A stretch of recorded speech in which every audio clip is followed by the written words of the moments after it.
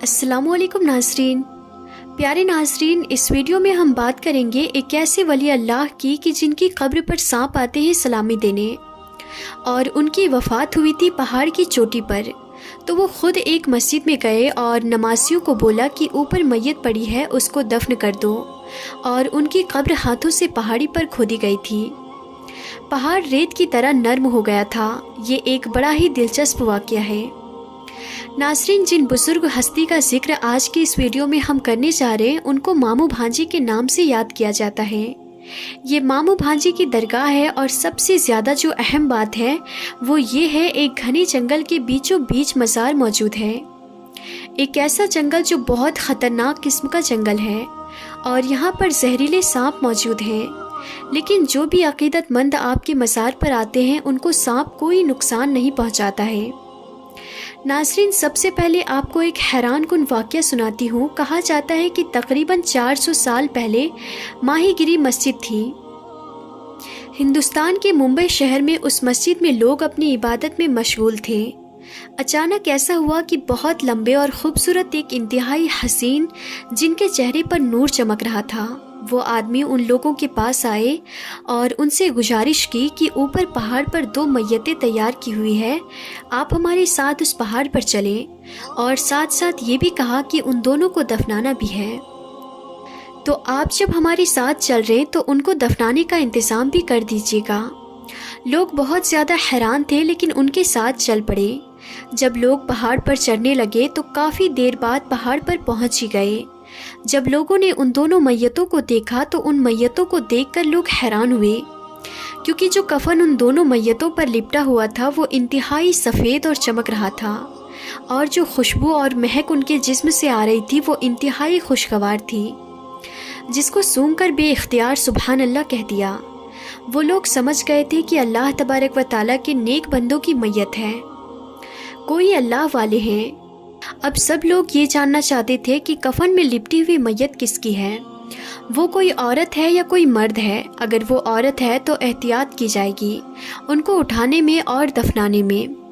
तो यही सोचकर लोग उस मुर्दे के करीब गए। जैसे ही उन लोगों के चेहरे मुबारक से कफन को हटाया तो वही बुजुर्ग शख्सियत थी जो उनको मस्जिद में बताने आए थे कि मेरे साथ चलो पहाड़ पर। जैसे ही लोगों ने मुड़कर देखा तो वो बुज़ुर्ग अब गायब हो चुके थे। वो बुज़ुर्ग वही थे जो मामू के नाम से मशहूर थे।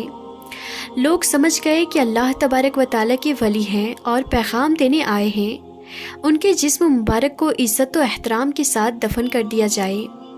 असल हैरानी की बात तो अब शुरू हुई कि लोगों के पास कोई औजार और कोई सामान मौजूद नहीं था, और वो पूरा इलाका पहाड़ी इलाका था, और चट्टानें भी सख्त किस्म की वो ज़मीन थी।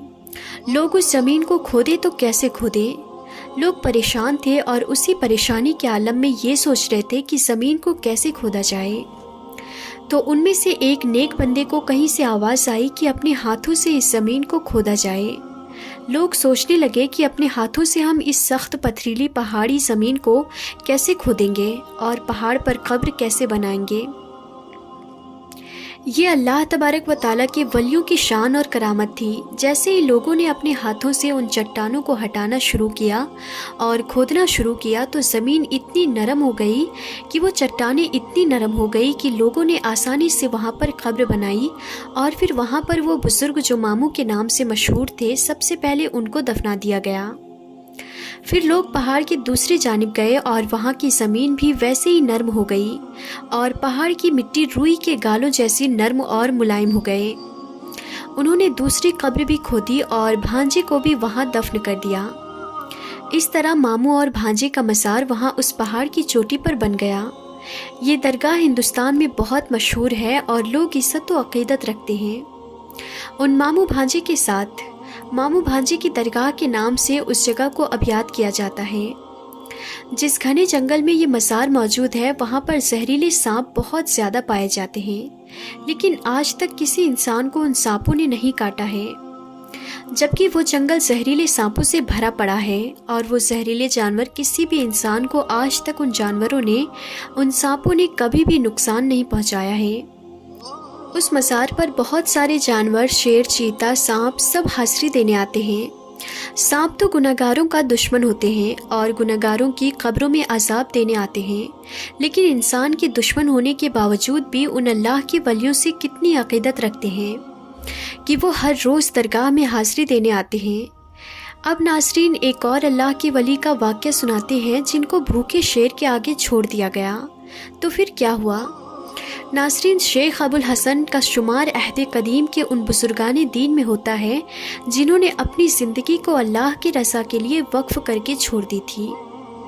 उस ज़माने में मिस्र में अहमद बिन तलून की हुकूमत थी। वो एक ज़ालिम बादशाह था, अपनी हुकूमत के लोगों पर जुल्म व सितम किया करता था। और यही नहीं बल्कि उसके दौर में रियासत में फहासी और बेहयाई का दौर हुआ करता था। अहमद बिन तलून की रियासत उससे तंग तो बहुत थी, मगर किसी में भी इतनी हिम्मत नहीं थी कि उसके जुर्म के बारे में उसे चेतावनी दे सके, उसके सामने कलमा हक बुलंद कर सके।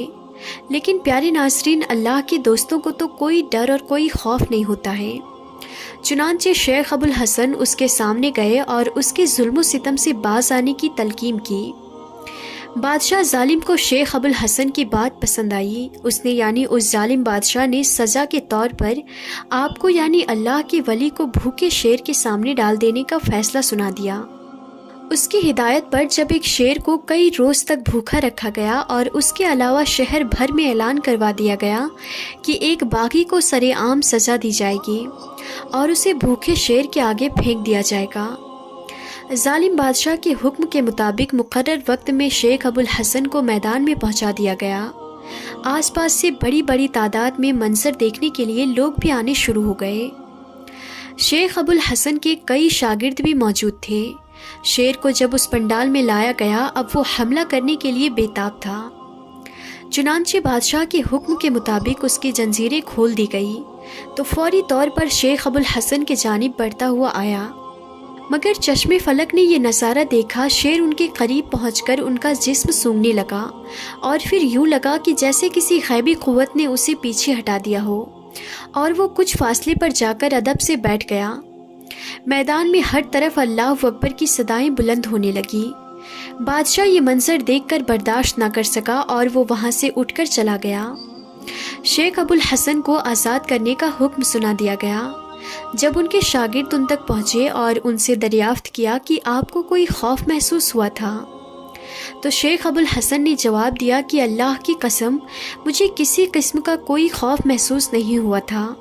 मैं उस वक्त महज ये सोच रहा था कि इस जानवर के मुंह से निकलने वाली झाग से मैं कहीं नापाक तो नहीं हो जाऊंगा, मुझसे अल्लाह और उसके रसूल की हम्द व सना छूट तो नहीं जाएगी।